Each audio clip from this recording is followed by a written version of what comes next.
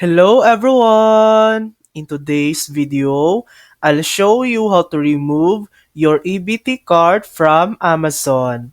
First, sign in to your Amazon account. Once you're logged in, hover over your account name at the top right corner and click on Account. On the account page, look for the section called Your Payments and click on it. Here, you'll see all your payment methods listed, including your EBT card. Find your EBT card here, then click the trash can icon or delete button beside it. Confirm the action and your EBT card will be removed from your Amazon account. And that's it. That's how to remove your EBT card from Amazon. Thanks for watching.